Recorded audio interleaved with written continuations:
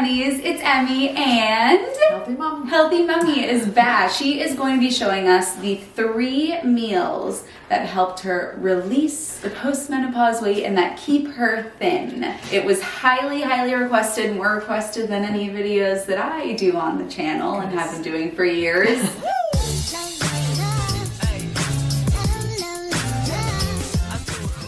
By the way, if you don't know who I am or who this lovely lady is, I'm Emmie, this is Healthy Mummy, and I'm the creator of the Slim on Starch program where you work with me as well as a mindset coach and a nutrition coach to lose weight on a plant-based diet.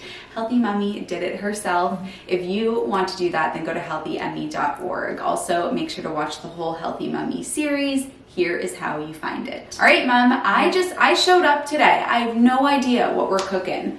So what is meal number 1 that we're gonna be making today? We're gonna start out with the simplest thing, which is what I make practically every single week, is I buy several Dr. McDougall soups, and then I just doctor them up and make them more hearty. You doctor the doctor. I doctor the doctor, yeah. All right, well, let's do it. All right, so this is this is just a 1-pot deal. Could not be simpler. 1 cup of wild rice mix, either this from Whole Foods or this. 1 cup rice, 2 cups water. And then we just cover that and bring it to a boil. This is boiling, and normally, you know, obviously when you cook rice, you cook it for what, I don't know, 15 minutes, you know, when it, all the water evaporates. But the soup is gonna go in here, it's gonna cook for a while, so I just start putting things in. So just to be clear, the rice is not fully cooked yet, it's just started to boil. Right. Okay, and right. you've turned the heat down to about medium. Medium, yeah. And then I'm going to put in Dr. McDougall's. I'm going to use minestrone today. Is it minestrone or is it minestrone? I think I call it minestrone, either or. I don't know. Comment below if you do it this way or if you do it that way. You can do both. So that's going to go in. And it does say on his box not to add water, but I do add water. And so I just fill the box up with water, like that. Smells great. It does. And now I just start adding the things that I like best in soup. And it's all frozen, so it's always available and always in your freezer. That's how easy this is. So I just put in a little frozen chopped spinach or sometimes kale. I find that in soups the frozen is better. It stays greener. If you're going to use fresh, don't put fresh spinach in until the very end when it's off the stove, and then just put it in and let it wilt. It'll stay green. Otherwise it turns that kind of brownish color and doesn't look so good. Wow, that's a hot tip. I like corn. Any kind of corn will do. Whole Foods does have the fire roasted, so it has a tiny bit more flavor. And I don't measure anything, I just put some in. Yeah, not a lot of measuring goes on in this house. Whenever I ask Dad for recipes, it's always I measure nothing. Right. And that's the thing, is it's very forgiving. These soups, the whole plant-based lifestyle, it's not like with meat you're trying to prevent salmonella. Right. You can really just kind of play around. Or baking. I mean, in baking you must follow the instructions, but not in cooking. Right. And then you can use any kind of mushrooms. Again, to have these frozen always available is much easier. Whole Foods. The frozen vegetables are fresher, they're cheaper, they're pre-cut. I mean, you can't beat it, especially in a soup. Right, exactly. Yep. And that goes half the bag of it. And then for me, the most important part of making this so enjoyable is it has to be seasoned for me. Otherwise, it just doesn't have any taste. So, bring new spice drawer on my new kitchen. So again, I don't measure. I just put it in. We don't, yeah, truly. Yeah, garlic. I like red pepper flakes, just a little, because otherwise if it's too hot, you can't even eat it. Just a little as she unravels the entire... Just a little, I don't know, what's that, maybe a teaspoon, maybe.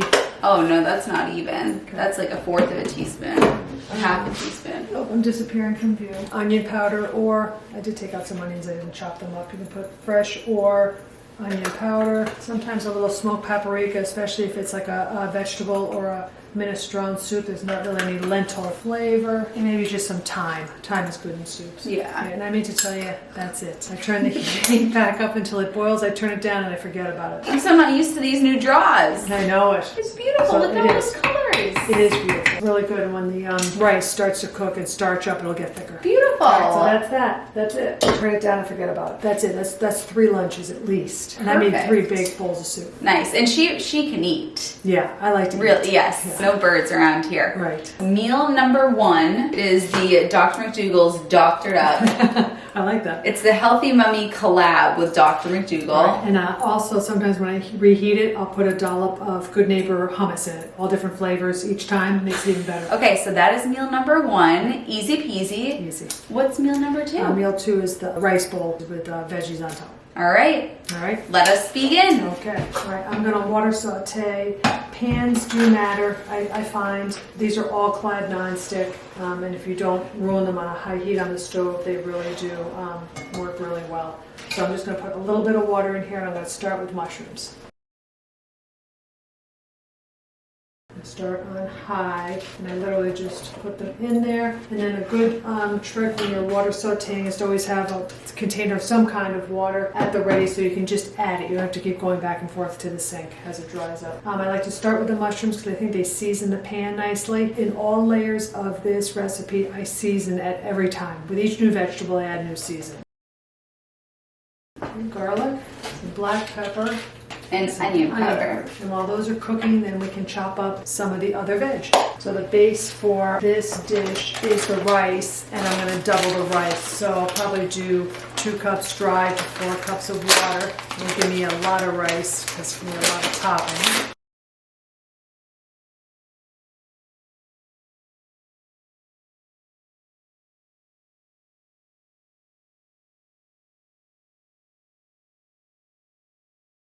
Mushrooms are funny. You don't want them to be floating. You don't want to boil them. You want them to sear, but they do suck up the water.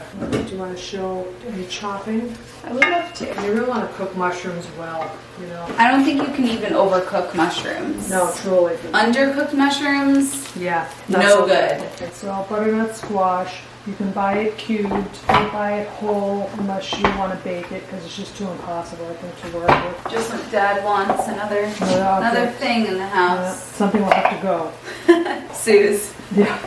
Oh, mushrooms are the best. I know, they smell so good. The replacement of mushrooms is fantastic instead of meat because it gives the umami texture, which you often get from meat. So use mushrooms instead. I swear, I've done more cooking this weekend than I've done in my entire life. Tucker being here all weekend. Keep that boy fed. That's what, when June had him home, she goes, I love being him home, but he eats a lot. Did you hear, what's his name, the football player who walked off the field, took his shirt off? Antonio Brown? Yes, thank you. Okay. Done. All right, so these guys are definitely getting there. Normally I would put these in there in the bowls that I'm going to bring to work, but we're doing a lot of cooking today. I don't have that many bowls. And on that note, it's important to note that this is not cooking for one day. Always cook for 2 or 3 or 4 nights, not just for one day. Right. Oh, so do you cook the mushrooms and when the mushrooms are done, you put them in and then you cook the squash and you put it in? You don't cook them all together? No. Wow. Because each one takes a different amount of time to cook, and the squash take the longest. Got it. You know, this takes a while, so if you listen to Audible or podcasts or Healthy Emmie videos. Healthy Emmie video, put your earbuds in. So I leave the pan still hot, and then I just put the next veg, which is ready if you want to grab it, and it's the squash. Now these are rock hard though, this takes a while. Not even close. In the words of Jan Levinson Gould. Garlic, same old, same old. I do put paprika on these. Everything in this house is seasoned with garlic, onion, roasted or red pepper flakes. We'll put paprika in these guys. Same story, different character. Don't get the paprika mixed up with the cinnamon, as Healthy Dad has done. Well, it wouldn't be bad on squash. No, it's not bad. We've all done it. I put something in my oatmeal once that wasn't cinnamon. Oh, the rice is going crazy. As far as broccoli goes, Whole Foods does have it bagged, which is sometimes nice, easy. Many times with these fresh vegetables, you can make a lot, but you can't make a ton unless a lot of people are going to be eating it quickly. It's good for about 4 days. And then it starts to turn, you know? Yeah. So you do have to eat it. All right, so then these guys are ready to go in. Ready? Fork tender. They're good to go. We turn on the camera for that. It smells so good. It's funny, you think that you can't do this without oil in the pan, which is what I would have always done in the past. I'm like, well, you can't roast vegetables without oil. Well, you can't like this on the stovetop if you season them properly and you have the right pans. You know, you did them in the oven with the balsamic vinegar. That was so good, right? It's really good. Very flavorful. Right, so that's the butternut squash. What type of pans are these? Oh, they're all clad nonstick. All clad nonstick. These are great pans. Yeah. Next, the broccoli. How often do you do this? Twice a week? This I do all the time because I McDougall get lazy. Soup is all the time. Yeah, because it's so easy and I'm lazy. I haven't done this in a while. As a matter of fact, I forgot the zucchini. I usually get zucchini and I cut those up as well. But I'm going to be looking forward to this, so thank you. I'll be having this at work tomorrow on the next 2 days. Thank God I wasn't on this weekend. I know. That would have been a mess getting home. Time went back and forth, believe it or not. What would you have done? Slept at the hospital? Stay, they do, I've never had to do it. Well, I've never wanted to do it. I've never done it, but they do have a place where everybody can sleep, which I'm not interested in. It's like at the stadium, there's a sleeper. The soup I cook until it water absorbs. That goes pretty quickly, the broccoli usually. Excuse me? Yeah, I know it, I'd have gotten closer. Sick in the head.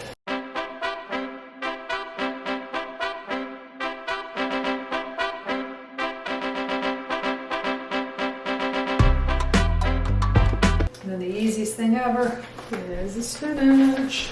Strong's to the finish. Fresh spinach is just right in this dish because it's just like, its own. Yeah, the takeaway here is frozen veg for soups, fresh veg for rice bowls. And if you're gentle, to get it all in one.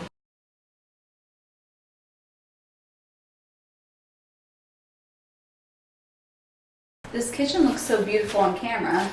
If only I started my career I know, here. here. Well, who would have ever thought? I was just a dog with a blog. All those years ago. And of course, as we know with spinach, this cooks down to This much. This is warming up the house a little I bit. know, it's getting very misty in here. We can shut this off. Huzzah! Sweats down very quickly. You don't need to knock. Whoa! No need look to at you. knock. Lisa used to leave undergarments with me. Oh, that's not even funny.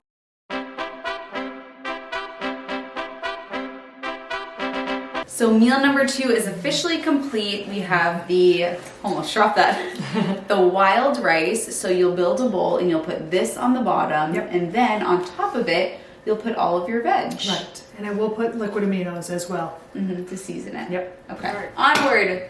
So we're going to be 2. making the best vegan meatballs. Should I say where this is from, this recipe, to give credit where credit's due? Yeah. This is from Minimalist Baker. You're jumping the gun here with my B-roll. All right. This is 1/3 of a cup red quinoa, 2/3 a cup of water. You know how like Joaquin Phoenix is like the ultimate vegan? Yep. His name is quinoa backwards. One thing we can do while we're waiting is the beans for the meatballs. We can rinse them and dry them, and believe it or not, they go in the oven for a little bit. I preheated the oven to 350, and we had a 15-ounce can of black beans that have been rinsed, and I just dried them on a paper towel. So this is Minimalist Baker recipe for Parmesan. It is cashew nuts, nutritional yeast, garlic powder, and salt. That's it in the food processor. It's good. Let's start chopping stuff for this.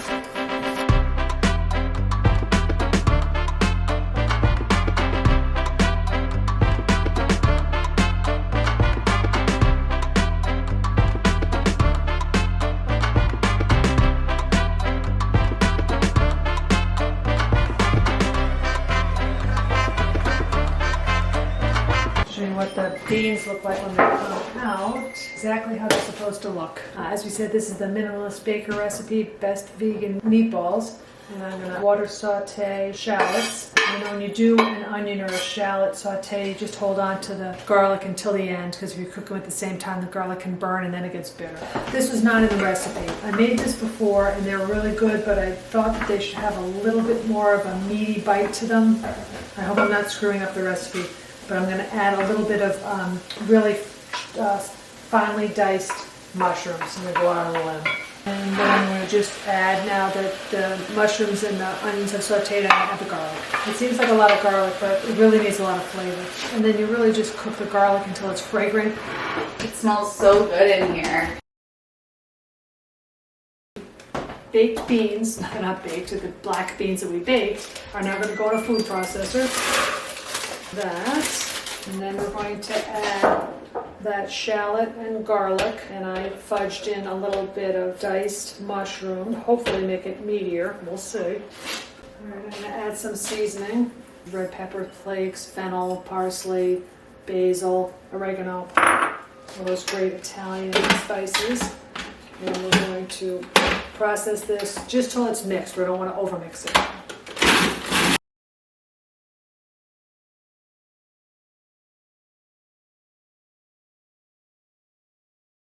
Until a fine meal. They say a fine meal forms.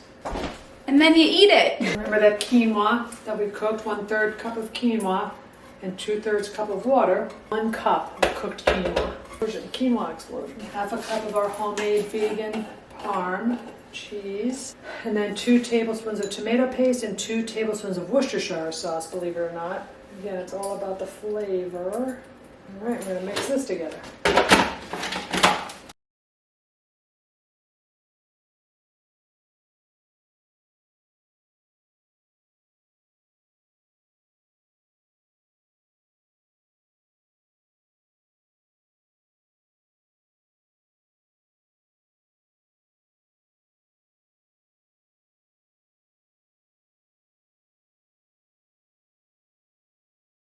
All right, by the tablespoon.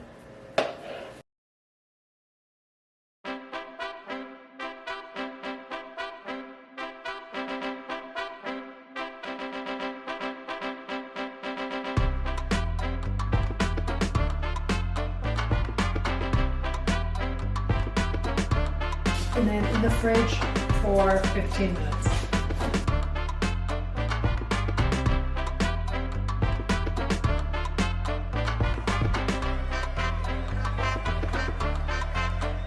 Alright, so the kitchen's all cleaned up. Yeah, that makes me happy. Those meatballs were in the fridge for 15 minutes. I turned the oven up to 375 because at the end we're going to finish them off by baking them. But right now we're going to just fry them 5 minutes on each side to give it that, that crunchy texture that a meatball has. Hot pan, high heat. 5 minutes, and I always think the key is not to touch them. Ready? Yep. Okay, so they are all set, and as you can see, they got a nice little, browning on them, which is what you want. And then they're going to go on a tray. You can keep them in here now if you want and put your marinara on, your sauce, whatever, and cook it that way, but I'm going to save them for the weekend. Okay, and I'm going to bake them in a 375 oven for 25 minutes. How will you have the meatballs, Mom? Then I'll just mix them in a nice vat, a nice pot of sauce, and serve them. We had them with spaghetti. They were great. Mmm. Really good. No. I like that a lot. I like the seasoning. It tastes like a pizza shop. Okay. Good. That's really good. Nice. At least the burnt crispy, at least Right. the carcinogenic Right, bits right. are.